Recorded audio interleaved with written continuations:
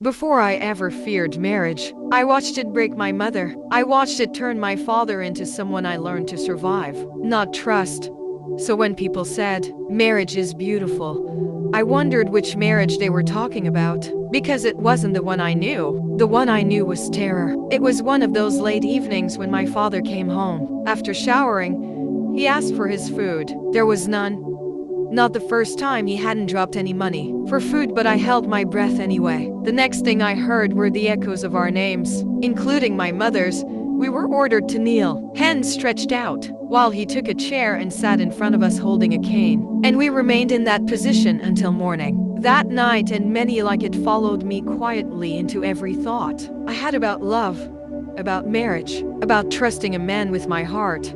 Years later, I was sitting on the floor of my apartment, swallowed by fear, after I broke up with Israel, the man who once planned to propose to me. Time stopped meaning anything. Days collapsed into one another. I didn't measure mornings or nights anymore, only how long I could lie still before the weight on my chest became unbearable. Fear of marriage, guilt for hurting a good man, memories of doors slamming and voices rising. All of it sat on me like iron. Vicky, my roommate, tried to hold my world together in small, quiet ways.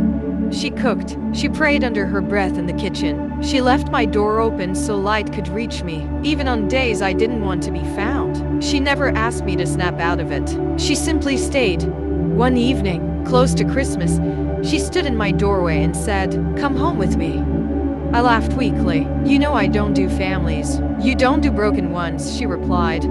"Mine is different." I didn't have the strength to argue, and sometimes the smallest hope is the only one a weary heart can carry. When we arrived, her father opened the door himself. He didn't examine me or search my face for explanations.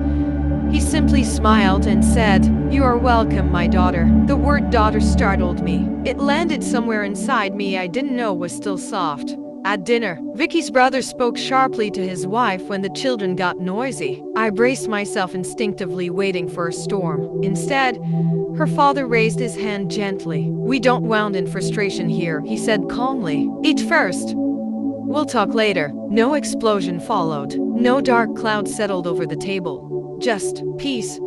I didn't know homes like that existed. Later that night, I passed the living room and heard voices. I stopped not to eavesdrop, but because pain recognizes truth when it trembles in the air. Vicky's brother spoke first, voice low, almost breaking. "I don't know how to keep my patience anymore. Work is heavy. The children are demanding. Sometimes I feel like I'm failing her. I don't want to become hard. Even when I correct the children, I want to be firm, but not dreadful." "Then don't," his father replied simply. "Hardness is learned. So is gentleness. When you are angry, slow your body first. Lower your voice. Walk away if you must. Return when love has caught up with you." "What if she doesn't understand?" his son asked. "Then pray for her. Your responsibility is not to be understood, it is to do your part and to lead her like Christ leads the church." He paused, then added softly, "When you fail, apologize quickly. A man who apologizes teaches his children humility without sermons." I felt something loosen in my chest, something old,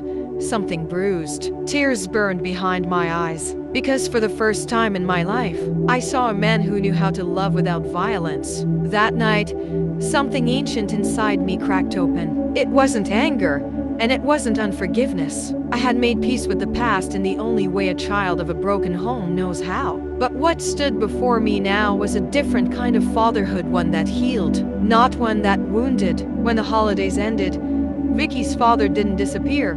He called. "Have you eaten today, my daughter?" He prayed for me. He sent small gifts, not out of obligation, but with tenderness. "Accept my kindness," he said. "I am privileged to play this role in your journey." I realized my fear had been nourished by where my eyes kept returning to the shouting, the past, the broken patterns I assumed would repeat themselves. But slowly, intentionally, I began turning my gaze away from fear, toward truth, toward love that corrected without crushing, toward a fatherhood that built instead of breaking. And in that quiet turning, I began to heal. Israel didn't force his way back into my life, but he did not vanish either. "I'm still here. I'm praying for you," he wrote, simply, gently. 6 months later, we stood face to face again. No pressure, no urgency. My mother was like you once, he said, afraid of permanence. My father stayed, and love learned patience. I'm still scared, I whispered. I know, he replied. We'll walk gradually. And we did, on my wedding day. When Vicky's father knocked on the door and asked, "May I escort you?" I said yes, not because he replaced my biological father, but because he represented redemption, not history. As we walked,